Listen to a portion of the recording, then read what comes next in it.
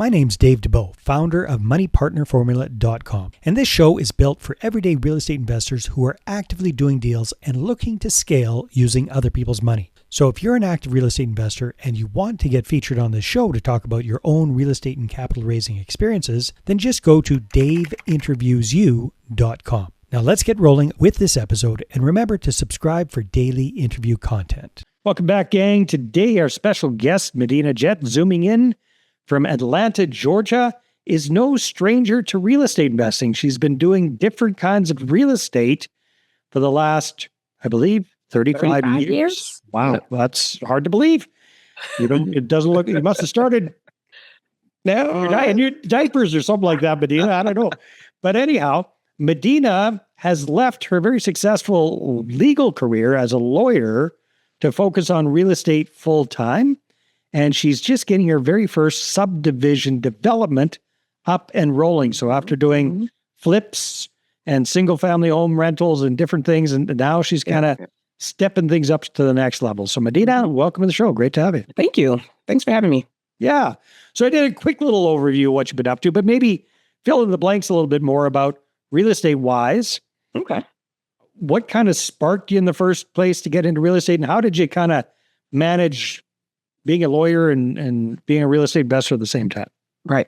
So the first thing I'll say, when I got out of law school in 1990, yes, I'm aging myself, one of the partners at my firm suggested that if I ever want to be wealthy, I should invest in real estate. And back then, and I think I've always been this way, when someone gives me advice, I don't take it lightly. And so I went somebody out, you respect, obviously. someone I respect, who I look up to. And so I didn't take that lightly at all. And I started looking for my first real estate investment. Okay. And so I bought a condo, and it was in 1990, and I paid $90,000 for it. So I'll always remember the number 90. Yeah. And bought the condo, rented it out. And the women that I rented it out to were two sisters, and they lost their jobs after a couple of months and stopped paying rent. Ouch. And it was the biggest nightmare, because I was a new lawyer, was just starting to, make money and put money away. And there I was having to cover rent for these women. And I ended up, getting them out short of eviction, and thought that, I just don't have the patience for being a landlord. Okay. And so from there, that's a good way to learn that lesson early. Yes. Yeah. Yes. The lesson of vetting, don't rent to friends, all of that stuff. Man. And so then I didn't want to give up on real estate, though. And so I started doing Section 8, because I said, I avoid having to not have. So maybe for folks who aren't familiar with it, what does Section 8 I'll mean? say Section 8 is basically subsidized housing from the government. Okay. Yeah. So each state will have, Section 8 vouchers, where if someone has a voucher, it means they can't pay 100% of their rent, and maybe they get subsidized for 85% and they're responsible for the 15% or whatever their need may be. But the bulk of the rent payment is coming from the city. Nice. And so you don't have to wonder, am I going to get paid? It's just an automatic. So long as your property, complies with their code requirements, and there's an annual inspection. But other than that, it's guaranteed. Plus, doesn't the state or the city also guarantee that if their tenant damages the property, they'll fix it? Yes. Is that part of it? Yeah, that's huge. That is part of it. So did you take that initial condo and turn it into Section 8 housing, or did you buy houses? So I didn't. I ended up selling the condo, but then I bought a 3-family house and rented that to Section 8 tenants. And I realized that what a lot of people think about Section 8 tenants isn't necessarily true if you vet well enough and you go through the same process you would go through with any regular tenant. And I ended up with some really good tenants who took great care of the apartment. One of them was a nursing student, and the minute she graduated nursing school, she started paying the rent on her own, and she was proud to do that. And so, it just goes to show, everybody needs a hand every now and again, but I am very much a proponent of renting to Section 8 tenants when you can. Wonderful. All right. So then nowadays you were telling me off camera that you have stopped the legal business and focusing now on real estate full-time. Congratulations. Tell me. Yes, thank you. Tell us a little bit about that transition. So that transition was a long time coming. I found myself after I did my stint in private practice and then I was in corporate and then I always had an entrepreneurial bug. And so I started my own firm probably 15 years ago now. And I was doing that. I wasn't terribly thrilled doing that after a while. I was ready to do something else, but hey, it paid the bills and I was successful at it. And it wasn't until my older sister, who, may she rest in peace, was battling ovarian cancer. Oh, wow. And having these heart-to-heart conversations about life and not living with regrets. And she said, do what you love to do. Like, why are you still practicing law? You don't like it. Wow. And I really had to listen to that. And I realized what I really loved to do was real estate. But yet the bulk of my time was spent doing something I didn't love. And I was spending what little time I had left doing what I really loved to do. That gave me my creative outlet and all of that. And so I decided then that whatever time I have left on this earth, I'm going to spend it doing what I love to do. And so I sold that boring firm and started a real estate development company. And that's where I said, I'm gonna not just do, a flip here and there. I want to go all in. And so I bought 8 lots and started building new construction homes. And then I found 46 acres out in South Fulton, which is right outside of Atlanta. And that's where we're planning the big subdivision. So I decided to go into business with my daughters. And that has been just a lot of fun. They've always learned from me as they were smaller. And now that they're adults, we're having a really good time doing everything that we all love to do. So it's great. Hey there, if you're a capital raiser, a syndicator, or a fund manager, and you're looking for a steady flow of incoming accredited investor leads, then go ahead, grab a free copy of my new book, How to Get 20 Accredited Investor Meetings Every Month Without Cold Calling, Networking, or Chasing People. You can get that at 20accreditedinvestorsbook.com. Again, that's the number 20accreditedinvestorsbook.com. All right. So the first development you did, the 8 lots, has that been put to bed and sold off and all that kind of stuff? So we built 2 and we just sold those. And so we're going through the permitting process for the next 2, while we're also going through the permitting process for the 50 homes in the subdivision that we're doing as well. Cool. So the 50 home subdivision, what part or parts of that development are you planning to do, you guys? We're doing all of it. The whole bit. All right. So the rezoning. The infrastructure, so we already went through the rezoning. We got the land rezoned. We've gone through the land disturbance permit process, and we're at the tail end of that. Hopefully in the next week or 2, we'll have our approved LDP. And then we'll start clearing and do all the infrastructure work and then start the vertical. Wow. So it's a long timeline. Yeah. But yeah, we're excited about it. So if you don't mind me asking, what do you do in the meantime to kind of keep the lights on, to keep the revenue, the cash flow going for the business? Very good question. So I have Airbnbs. Nice. And so most of the Airbnbs that I have, I've built like renovations, and instead of selling them, I've just furnished them and rented them out. And that provides. So your existing portfolio is paying the bills. It's providing all the cash flow that you need to cover your personal expenses. It gives you the freedom to do these longer term things. Yeah. Where there's the big paycheck, but it might be a few years out. Right. Nice. So yeah. So Medina, big transition from going from doing flips and doing kind of renovations and burrs and Airbnbs to full on developments. What are some of your biggest takeaways so far? My biggest takeaways is things take a long time. I'm used to get in, get out, do the renovations, couple months, we're done, sell it, get paid. Things take a lot longer than I anticipated.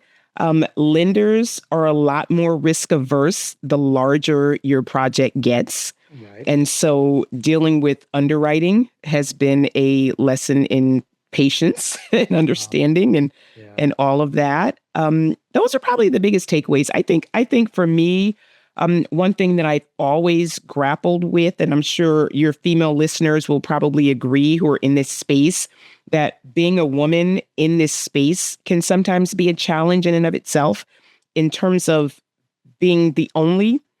A lot of times, especially when you're dealing with contractors and general contractors and subs, and just getting them to do what you say and recognize you as the owner of the project, so that can sometimes be a challenge, and I have to put on my my boss hat a lot, and then crack the whip a little bit. Yeah, you know what, I can indirectly relate to that, Medina. Back in the late 1970s, early 80s, my mother. You mean when you were 5?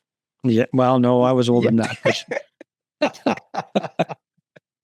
I got a heck of a lot more of this than you do.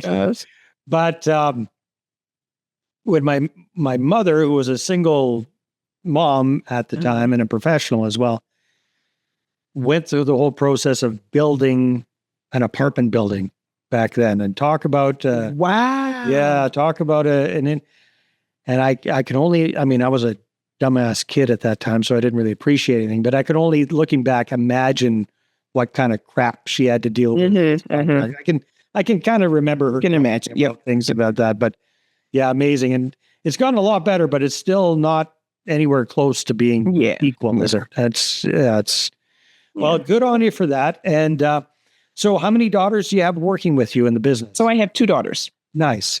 Yes. What do you do to divvy things up? Like, who does what? How do you stay out of each other's? So yeah, it was sort of a natural settling of where people would land. So my youngest daughter, she graduated from college a couple of years ago, and she's now getting her master's in real estate development at Georgia Tech. Oh. And so she works on the development side because that's where her interests are. She's also a licensed realtor. And so she does all of our acquisitions and sales when we do the fix and flips and all of that. She finds the land. And so that was sort of a natural fit for where her interests lie. Plus she's got a lot of hands-on experience that she can use for case studies for school as well, because she's doing that's awesome. Absolutely. She's doing it every day. And my oldest daughter lives in LA, and she is a film producer type by profession. And she's our chief experience officer. So she does everything related to our back office and all of our project management, our software, project management tools, financial tools, like techie person, techie, but also she manages our graphic design work. She's working with the person who's doing all of our social media marketing to try to establish a presence. Like, that's just not my thing. And everybody's like, oh, you got to have more social media posts.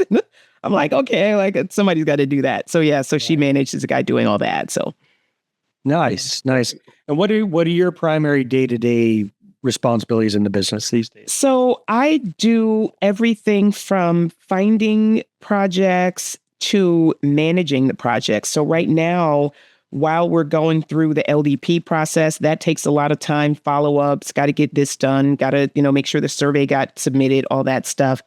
And then I am also doing a renovation. So I still love to renovate houses.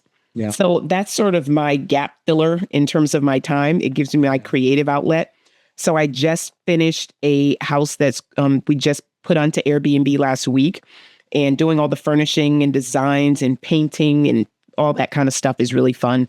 And then I have another house that we're renovating that we're still in the, redo the plumbing and electrical phase of it. And so that's really what fills my time. We're also looking at a multifamily that we're hoping to close on pretty soon. And that's a pretty large undertaking as well. And so that takes a lot of time. Just the things that people don't realize, it can just zap your entire day. Yeah. Inspecting the units and working with the GC to see what needs renovating and what the budget should look like and all of that. So yeah, if I just wish there were more hours in a day, but well, what I'm hearing though is, there's a lot of work, a lot of stuff going on. But the energy that you've got for this business venture is completely different than what you were doing before. Absolutely. With the legal firm. You weren't enjoying that. Absolutely. This, you're now in your element. This is it. Yep. Okay, so we're doing this interview right at the beginning of 2026. Uh-huh. What do you see yourselves doing this year? What are the big goals for 2026? Big goals for 2026. I want to get this multifamily deal done. Yeah. And that's 64 units. And so renovating those units, getting them rented out, getting that to fully stabilized, and then decide, are we going to sell it? Are we going to flip it? Are we going to do a burr? The options are endless with that, but that's going to be like my focus.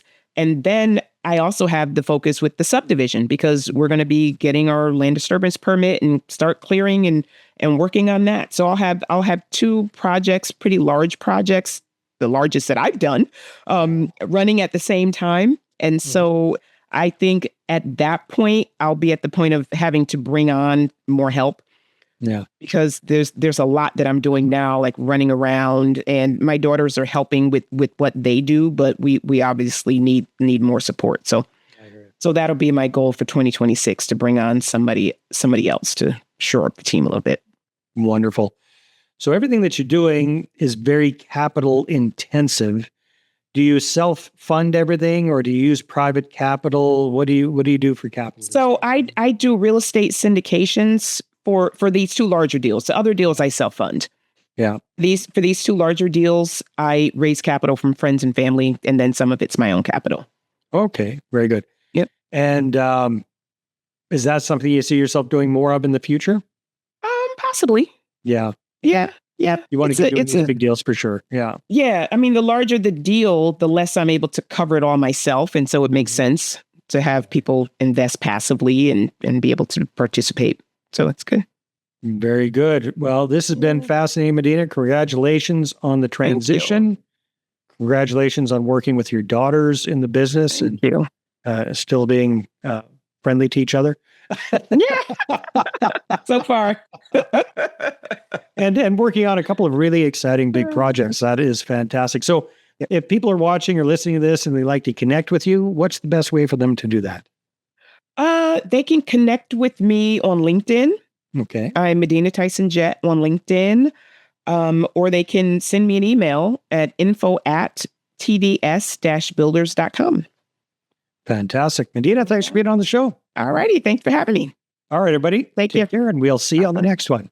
Hey there. I really hope you enjoyed that episode. And as always, if you want to listen to more daily interview content, make sure you subscribe. And if you're an active real estate investor and you're doing deals and you'd like to get featured on this show, then just head over to daveinterviewsyou.com.